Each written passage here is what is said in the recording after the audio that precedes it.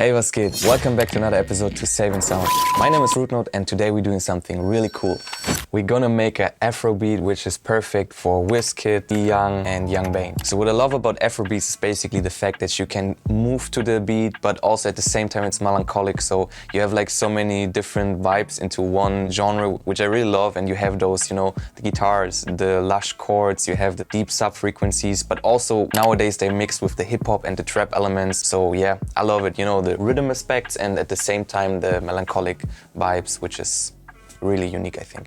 So let me tell you the history about the Afrobeat and what it's all about. Modern Afrobeat, as heard in artists like B-Young, blends traditional Afrobeat elements with contemporary production styles. Retain the essential polyrhythmic patterns but be open to variations. Modern Afrobeats often features a fusion of traditional African rhythms with an influence from various genres like dancehall and hip-hop. Percussion remain a key element. Utilize crisp and punchy drum samples, incorporating elements like shakers, congas and bongos. Experiment with variations to keep the rhythm dynamic. Use Afro-fusion melodies into your compositions. The bassline in modern Afrobeats is often prominent and can include deep sub-bass elements. Experiment with bass patterns that complement the overall rhythm while providing a strong foundation. Afrobeat originated in West Africa, actually in Nigeria, in the late 1960s, pioneered by musicians like Fela Kuti. Since we've covered everything, let's get to work. So I would go to every sound in the beginning at first and then I show you the entire song in the end. I started with the guitar right here.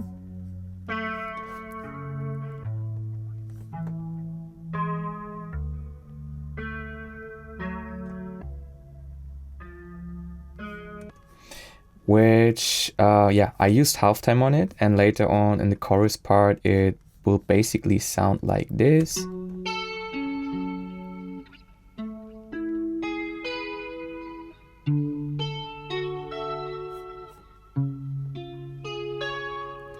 And I really like doing this because in the beginning you have like a kind of more, not really dark, but like a obviously low-pitched feeling, and I think it sounds really cool.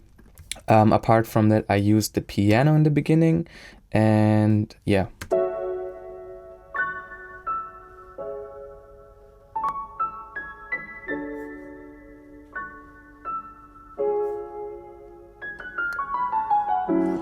Yes, and this is also a thing that I really like doing, basically copying the chords, right? And then pasting them one octave up or two, and like changing a little bit of the voicings there, adding melodies. Most of the time I really do it with the mouse, so you can basically get a feeling for it. And apart from that, we have the bass, so I used a real bass here.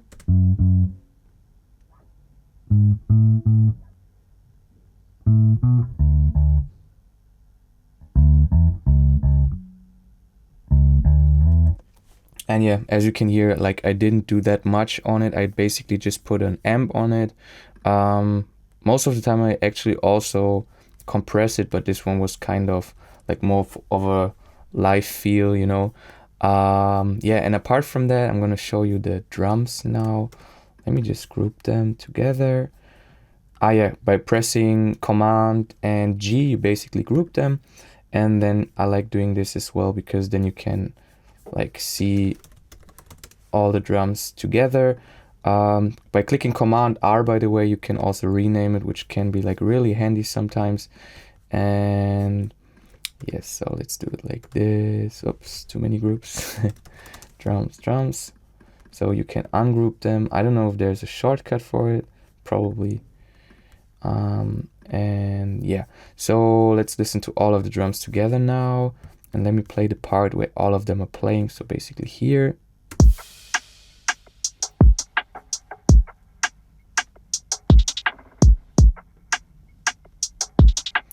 And as you can hear, like the basic rhythm that you hear most of the time in the Afrobeats is basically the...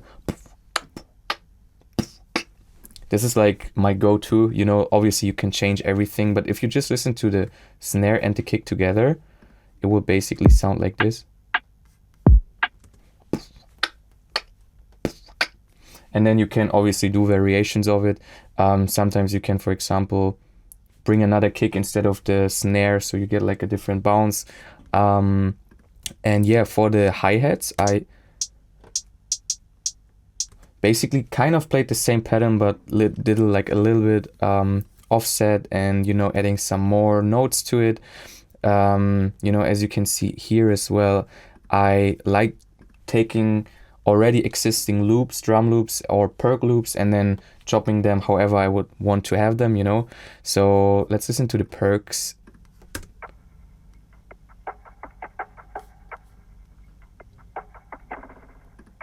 Yeah, as you can hear, like they give like a really cool texture, I would say.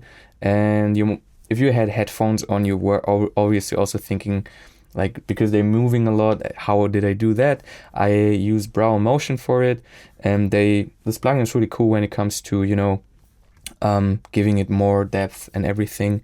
I also use this one here, which is basically also from Waves. I really like Waves because the plugins are sometimes really easy to use. Most of the time I turn down the noise, like with the level over here, and this one gives also really cool texture and delay, reverb, and all of that. So if we listen to it without all everything,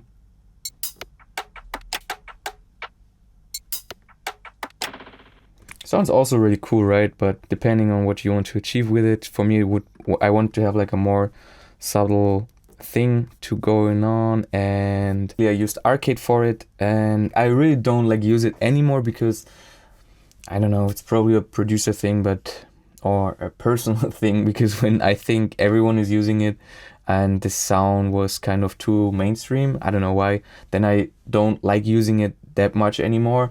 But still, I think if you chop the vocals and make them like really unique, and I mean, only producer would listen to it, right, and be like, hey, you used Arcade.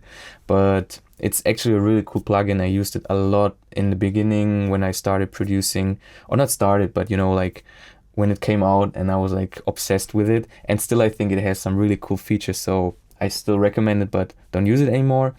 But yeah, again, when you chop them and do like a different kind of things, it's pretty cool. They have also cool drums and effect sounds, but you know how it is with the subscription models, right? All right. Also for the verse part from the piano, I just wanted to say, as you can see here, I had the melody only in the intro, and then for the verse part, it's basically just the chords.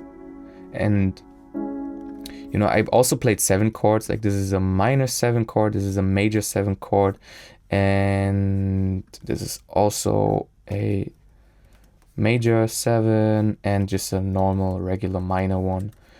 And yeah, for the hook part, then I did like an inversion for it. No, not an inversion, I basically went up an octave. Yeah, you can see it pretty good here, right? But yeah, I also did like added the 808.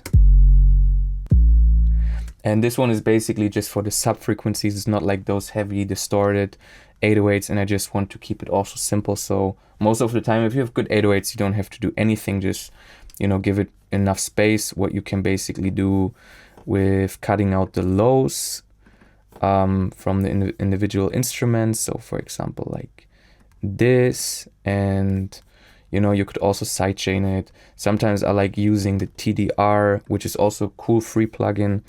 You click here on external, putting up the threshold. You can do like a low shelf, and then basically the input source would be, let's say, the 808, right?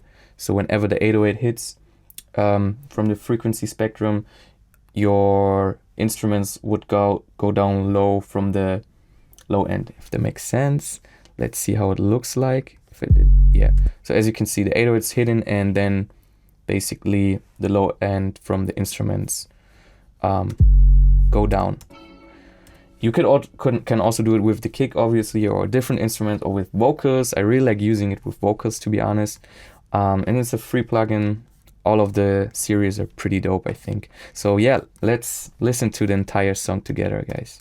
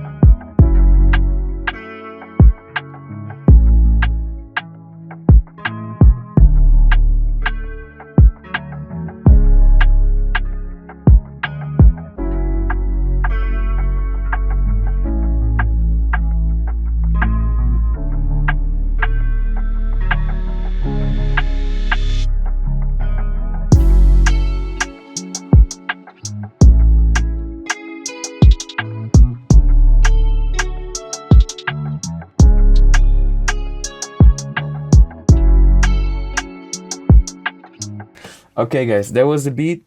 Let me know what you think of it. And obviously, you can also use this type of beats for R&B artists. I think it's not only for Afro beats, but yeah, I really love doing those type of beats. They calm me down and they're nice to listen to. So yeah, whenever you have any question, feel free to reach out. Thank you so much for watching. Let me know what you think about this beat in the comments, and don't forget to hit the subscribe button. And remember to stay focused, calm, and safe and sound.